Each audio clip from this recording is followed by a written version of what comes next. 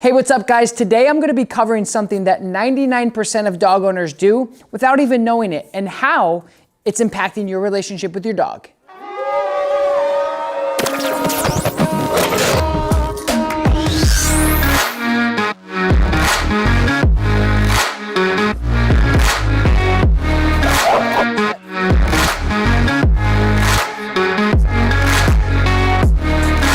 No.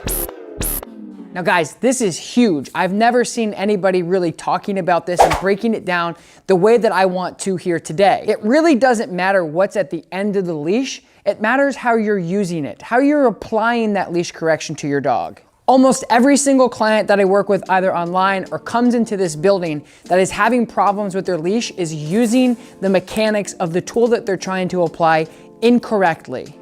And the reason that is, in my opinion, is because nobody's actually talking about the application of the correction. A lot of people, including myself, talk about what collar to use, when to apply it, even how to apply it. Now, for those of you who don't know what a leash correction is trying to correct a behavior that is unwanted or undesirable on the leash. So essentially, what we're trying to do when we correct a dog on the leash is teach them that whatever they're doing is wrong and we want them to do something else, or it's inappropriate behavior. So this video is definitely not about what collar to use and why. I have many other videos for that. This is simply because I have so many clients that are walking through this facility as well as online talking about when my dog pulls and I pull back, the collar doesn't work. Or if the dog pulls and they're continuing to pull, they're choking themselves, and so on and so forth. This is simply to go to the absolute nucleus of a lot of problems that are created on the leash. Oftentimes, people put dogs on the leash, and it doesn't matter what collar you're using, and they're using it to apply pressure. And the collar itself is not really what's correcting or changing or modifying behavior. It's the application and the way that the mechanics actually work within the collar. I think oftentimes people just put a correction collar on a dog and think that when the dog pulls against it, you pull back, that it's supposed to work and teach the dog. That couldn't be further from the truth. You have to know actually how to apply the correction in order for it to work. And that, my friends, is what I'm about to teach you right now. So I'm just gonna grab a slip collar really quick and start going over this process. So for those of you who are unfamiliar with a slip collar, it's also known as a dominant dog collar. We just call it a slip, it's a little bit easier. And all it does is it just applies pressure when you pull through or if the dog pulls through. So you have your slip here. And basically what this does is it goes through and it slips down. A lot of people think that when you put this collar on to the dog and they pull against it, that the actual pressure from when they pull is the correction, or that's what's supposed to stop them from actually pulling. On the contrary, dogs will literally choke themselves out, cough, hack, so on and so forth until they get to what they want because they do not care about this excessive force around their neck. Now this is the same exact thing with the prong collar. Oftentimes people think that when you put this on, the dog pulls through and they feel that pressure, then the dog is supposed to stop. Now the actual correction is gonna come from you as the handler. The success of your correction and the success of your dog learning new behaviors and modifying behaviors is gonna completely be predicated off of you, the handler, and your skill sets with actually applying these tools properly. This is going to the core of what I'm talking about corrections. We're not talking about specifics, healing, what collar, so on and so forth. I'm talking about how to actually correct with any type of collar that you put on your dog, as well as where to put it, how to fit it, so it's effective and you actually can get results from it. So the correction is a mechanical thing. You have to have enough leverage to be able to pop the collar so the collar can come up and distribute that pressure at once. So the dog goes, hey, what do you want me to do?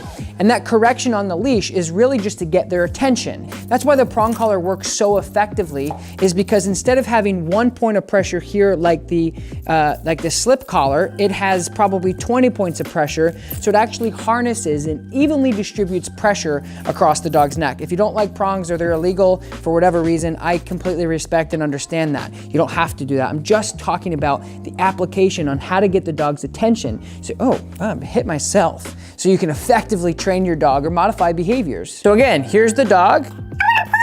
They go like this. You pull back. They pull this way. You've immediately taken away your opportunity to correct the dog and apply that correction, because they're pulling and you're just doing this. Now, if you're playing tug of war with a dog, they don't care about that. And you can actually develop a lot more frustration and reactivity on the leash. So the actual correction comes from when the dog kind of pulls forward, you're able to then use your leverage to correct the dog like this. If they're already taut and they're tight on the line, you lose all your leverage. You have to regain some leverage and pop back and be able to really snap that leash. And I'm gonna show you a couple different ways on how we teach our clients here at the facility. So what happens is when you actually correct the dog like this, it pops the dog right here, and it corrects the dog right there, and then the actual slip will go right back down and drag down. So the correction comes right on time, so the dog doesn't sit. You ask them to sit, correct, release, correct, release. And like I said, oftentimes what people do is this, and then the dog goes into panic mode, they don't really know what to do, they get all wiggly, and you're not really teaching much there. This is gonna come up, it's gonna pop the dog, it's gonna put pressure right on this point, it's gonna correct the dog here, really quick, and then it's gonna release, and then really quick, so it's really defined and you're really able to have clear lines of communication when the dog does something wrong. So if you get into a situation where your dog is actually pulling you like this, you see when you're tight like this, you have no leverage, so you have no choice but to pull the dog back. What you need to do is make sure that the dog is here, and as soon as they cross that line, again, your collar, we're gonna go over fitting in a minute, but when it's here, you correct like this, you correct like this. And so when you have a prong collar and a bigger dog that you need a little bit more control over, this is a way safer tool because they're not going to continue to choke themselves out. Because this is the Herm Sprenger, I'll leave it in the link in the description below. But when the dog pulls, you have all these points of pressure on the dog's neck, all the way around, instead of just one point of pressure like I demonstrated last time. 2, 4, 6, 8, 10, probably 20 different points of pressure.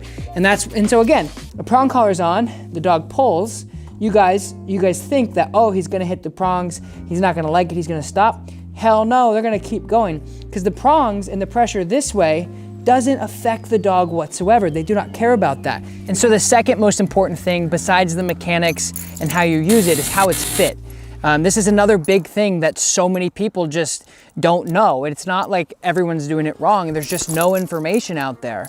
So with Greta, hey sweetheart, which is one of our board and trains, as you guys can see, she has her Seresto flea collar on. She also has her flat collar on. So if I zoom up a little bit more, I'll show you guys where the prong collar should be fitting. So you guys can see this right behind the ears.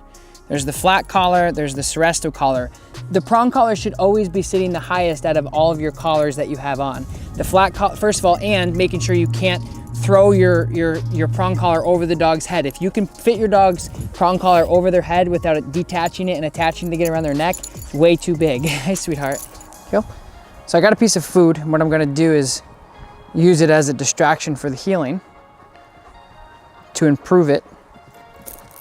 Good, so you guys see that? Pop, pop back, no pull, pull. It was quick pop, that prong came up. So again, it's just a quick snap. It literally takes 2 fingers to just snap the end of the collar.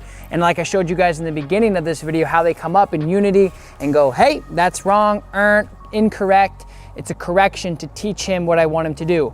And so that's what I wanted to put together here. And you can see how much of a difference it makes when you audit how you're doing it at home and how much of a difference it can make to you and your dog. It doesn't matter what you're using. You have to be able to not play tug of war on the leash with your dog in order to teach them. If you're wearing a harness, if you're wearing a flat collar, head halty, whatever we didn't discuss here, it's the same exact application. You can't pull on the dog as they pull with you and expect for that correction to come up and be meaningful and actually demonstrate some sort of correction for the dog. So anyway, guys, I hope this video was helpful. If you haven't yet, don't forget, like this video, subscribe to my channel, leave a comment below, let me know what you thought of the video. I appreciate you guys walking. Well, maybe you were walking, but I appreciate you guys watching. I'll talk to you next time. Coming in, flex, I just wanna win, LABB, who we running with, 2, 2, 3, 3, I'm on 10 again, state your name, been dope on flame, I just switched the lanes, damn he did it again, I just flipped the pain, stripping and dipping in bass, slab on everything.